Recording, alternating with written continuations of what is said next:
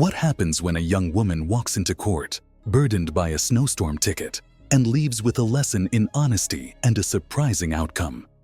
This is the story of Carrie Hopkins, a student, a truth teller, and a smile that spoke louder than her words.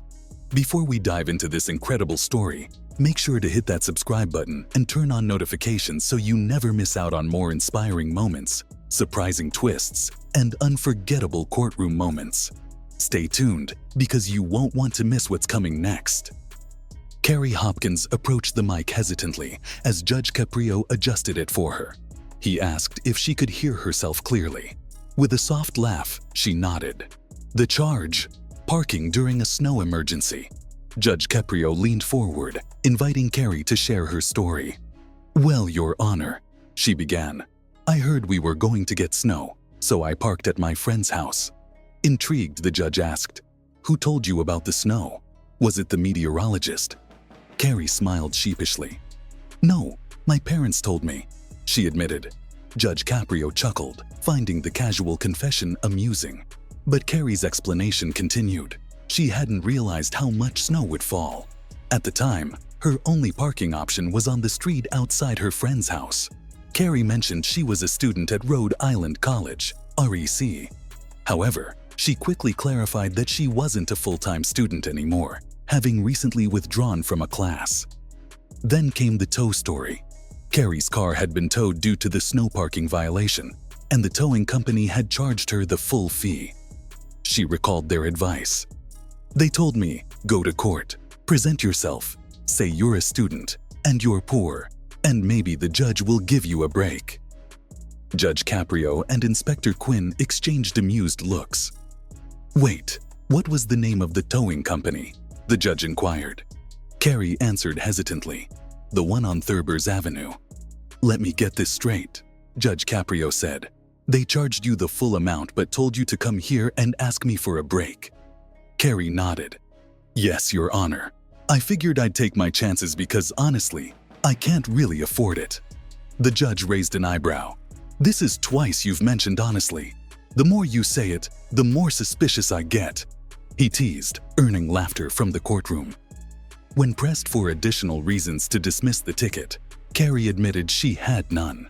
She candidly explained that she couldn't get a refund for the class she dropped, leaving her financially strained. Judge Caprio listened closely, observing her demeanor. "You've already paid enough for the tow," he declared. "I'm not going to charge you anything for the ticket." Carrie's relief was palpable. "Thank you so much, Your Honor," she said sincerely. As she turned to leave, Judge Caprio added with a smile, "Good luck." After Carrie left, Judge Caprio shared his thoughts with the courtroom. "After presiding over tens of thousands of cases, I've become pretty good at picking up the tells of a lie," he mused. Shaky eye contact, lack of details, overuse of qualifiers like honestly. She had all of them. But one thing stood out to him, her smile. "You can't fake a genuine smile," he said. And she had one. Did Carrie's honesty and smile win you over too? If you enjoyed this heartwarming moment, don't forget to like, share, and subscribe for more inspiring courtroom stories. What would you have done in Judge Caprio's place? Let us know in the comments. As the courtroom settled from the last case, Judge Caprio prepared for what seemed to be another straightforward hearing. However, what unfolded with Joanne was anything but ordinary. Joanne greeted Judge Caprio with a cheerful, "Good morning," but it was clear she was already frazzled. She explained her predicament.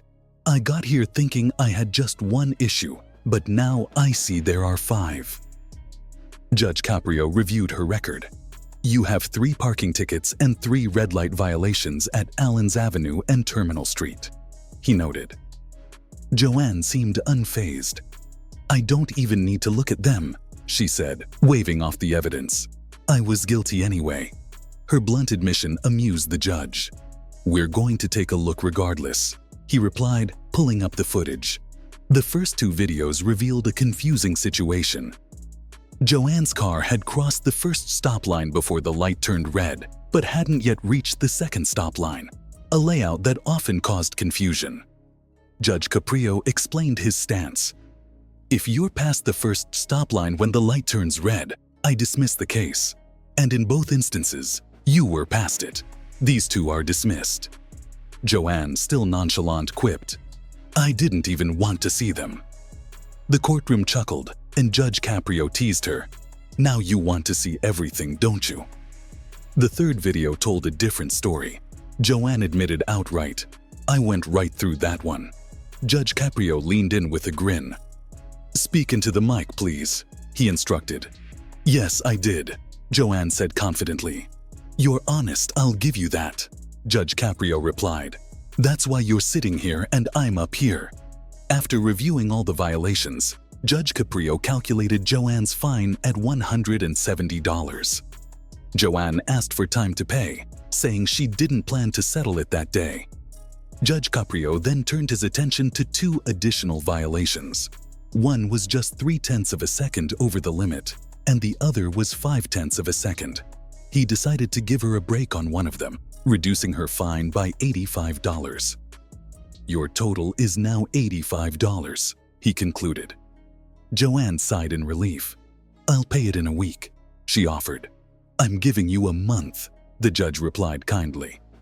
Before she left, Judge Caprio reminded her with a smile, "Next time, don't dismiss the evidence so quickly. It might work in your favor."